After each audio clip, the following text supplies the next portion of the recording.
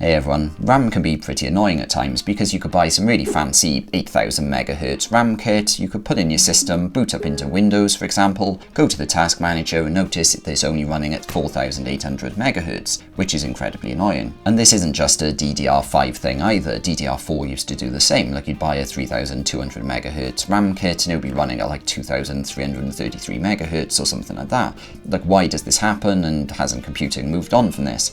Well, that's what I'm going to answer in this video. And the first thing to understand is that there's loads of different makers of RAM and motherboards, and it's almost impossible to have every single RAM stick work with every single motherboard in every single situation. Like, something has to give. It's a bit like a car part, you can't just buy a random engine part and stick it in your Kia. So as a result, the JEDEC established certain base compatibilities, such as the 4800 MHz RAM speed for DDR5. So that's like a base compatibility that all DDR5 RAM should be able to offer, and motherboards are tuned to definitely be able to offer that speed.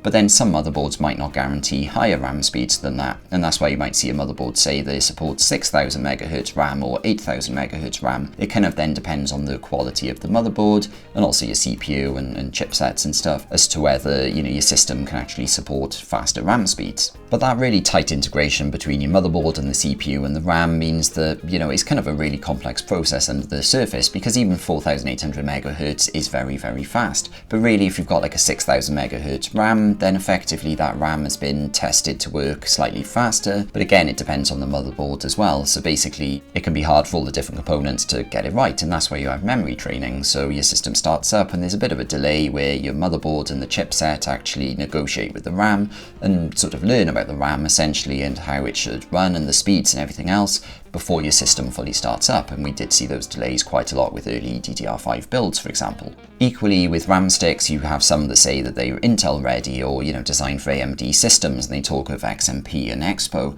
and that's not just a marketing term. It's not that Intel have paid Corsair loads of money to put the Intel label on the RAM sticks. What can actually happen is that those RAM sticks, especially the higher speed ones, have actually been tested by Corsair, for example, in this case. They've been tested to actually make sure they run at those faster speeds. So then when you put them in your system, you can go into the motherboard and enable, the XMP profile or the Expo profile, depending on whether you're with Intel or AMD, and then in theory your RAM stick should run at the faster advertised speed. And that's the theory, but it's not completely guaranteed because it also depends on the CPU and the motherboard and the quality of your motherboard as well. If you've got any further questions though, please leave me a comment, and if you enjoyed this video, please click the thumbs up button, and please subscribe to see more shorter videos like this.